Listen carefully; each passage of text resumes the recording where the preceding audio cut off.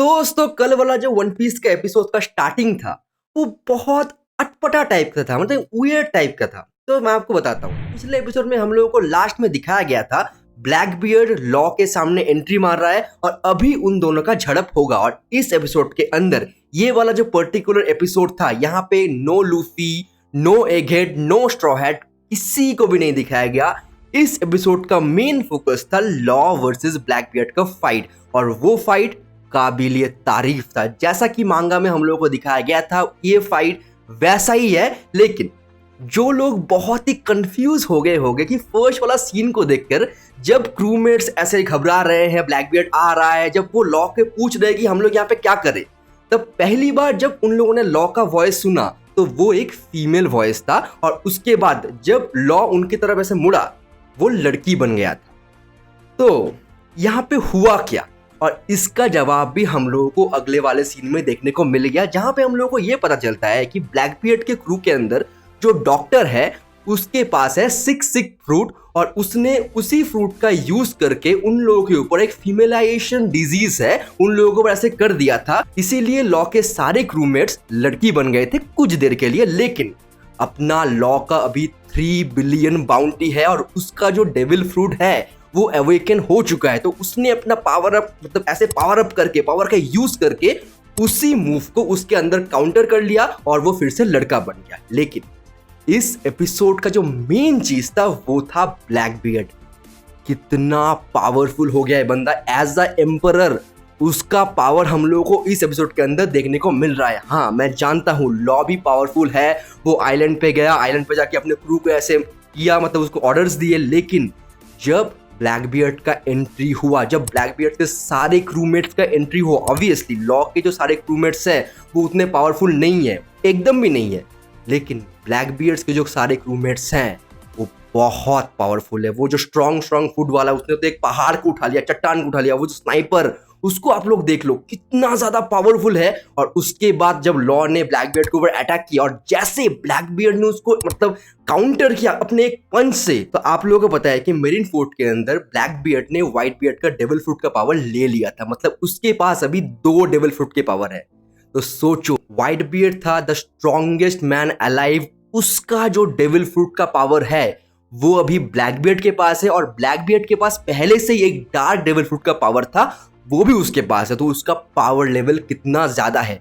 Black beard ने यहाँ पे ये भी बोला कि मैंने सुना है कि तुम लोगों ने काइडो, बिग मॉम सबको मार दिया, अब तुम क्या सोच रहे हो, क्या तुम मुझको भी मार सकोगे? तो ब्लैक बियर्ड उसको मॉक कर रहा है, लॉ उसको ऊपर अटैक करने की कोशिश कर रहा है, अपना रूम यूज करके, सांबल्स यूज करके, क्रूम यूज करके, सब कुछ यूज कर रहा है, जितना भी उसके पास पावरफुल मूव्स है। लेकिन ब्लैक बियर्ड का पावर हम लोग को तभी पता चल गया जब उसने एक ऐसा पंच मारा पूरा आइलैंड के ऊपर से, और पूरा आइलैंड का जो स्ट्रक्चर है वो बिगड़ गया। लिटरली ट्रिमर फूट से उसने पूरे आइलैंड को हिला के रख दिया।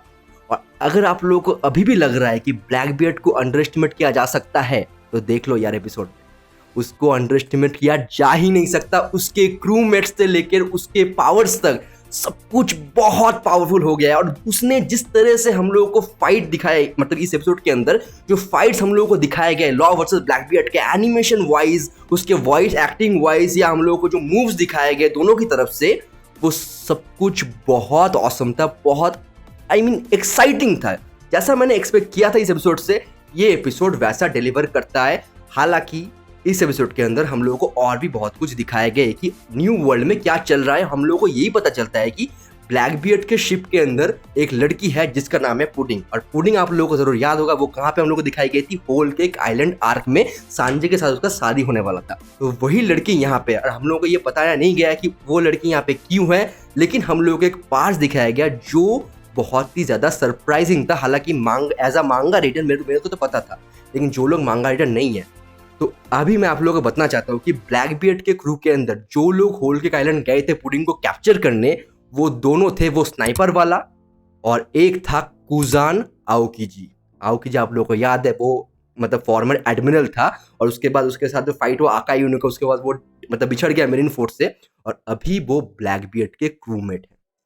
तो सोचो ब्लैक बियर्ड के क्रू के अंदर अभी कितना पावरफुल बंदे हैं यार। अगर ब्लैक बियर्ड चाहे तो वर्स्ट जनरेशन में किसी को भी, वो भी वर्स्ट जनरेशन में पड़ता है, वो किसी को भी सफा चट कर सकता है। और ब्लैकबियर्ड ने लॉ के ऊपर अटैक इसलिए किया कि उसको रोड ऑफ पोनिग्लिफ चाहिए जो लॉ के पास है। और लॉ ने उसको ये भी बोल दिया अगर तुमको चाहिए तो तुमको मेरे को मारना पड़ेगा। और एंड आते आते हम लोग को एक सीन दिखाया जाता है, बहुत ही खराब क्लिफ हैंगर था वहां पे। ये लॉ ऐसे ब्लैकबियर्ड के अटैक को काउंटर कर रहा है और ब्लैकबियर्ड अपना सेकंड डेविल हुड का ऐसे यूज कर रहा है और वहां पे एपिसोड खत्म।